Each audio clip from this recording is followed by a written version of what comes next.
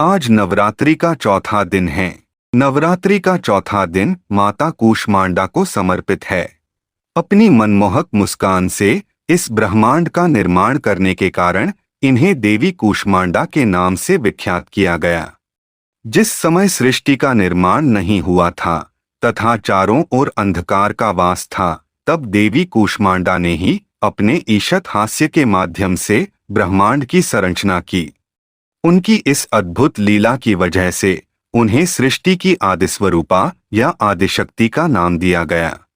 इस देवी का वास सूर्यमंडल के भीतर लोक में है। सूर्यलोक में रहने की शक्ति क्षमता केवल इन्हीं में है, इसीलिए इनके शरीर की कांति और प्रभा सूर्य की भांति ही दैदीप्यमान है। इनके ही तेज से दसों दिशाएं आलोकित हैं। माता कूष्मांडा का स्वरूप ब्रह्मांड की सभी वस्तुओं और प्राणियों में इन्हीं का तेज व्याप्त है। देवी कूष्मांडा की अष्टभुजाएं हैं, इसलिए उन्हें अष्टभुजा देवी भी कहा जाता है। देवी कूष्मांडा अथवा अष्टभुजा के हाथों में कमंडल, धनुष, बाण, कमल पुष्प, अमृत पूर्ण कलश, चक्र तथा गदा है। इसके साथ ही देवी कूष्मांडा के 8वें हाथ में सिद्धियों तथा निधियों को प्रदान करने वाली जप माला धारण है। देवी कूष्मांडा का प्रिय वाहन सिंह है। देवी कूष्मांडा को कुम्हड़े की बलि अत्यंत प्रिय है। संस्कृत भाषा में कुम्हड़े को कुष्मांड कहते हैं। माता कूष्मांडा की पूजा विधि। सर्वप्रथम आपने जो कलश स्थापित किया है उसकी पूजा करें।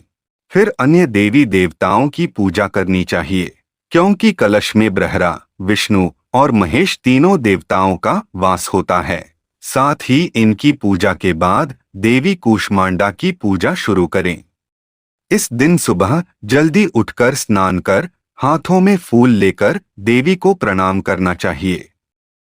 इसके बाद व्रत पूजन का संकल्प लें और फिर मां कूष्मांडा सहित समस्त स्थापित देवताओं की षोडशोपचार पूजा करें। फिर माता की कथा सुनें। इनके मंत्रों का जाप करते हुए ध्यान करें और अंत में आरती उतारकर तत्पश्चात प्रसाद वितरण कर पूजन संपन्न करें। अंत में माता को मालपुए या फिर कुम्हरे यानी कद्दू से बने पेठे का भोग लगाएं।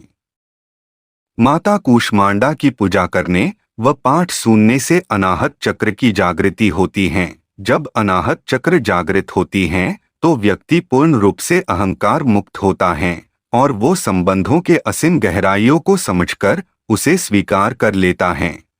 यह अनाहत चक्र हृदय के निकट सीने के बीच में स्थित है। इसका मंत्र यम है। माता कूष्मांडा की पूजा करने से मिलने वाली फल सिद्धियां।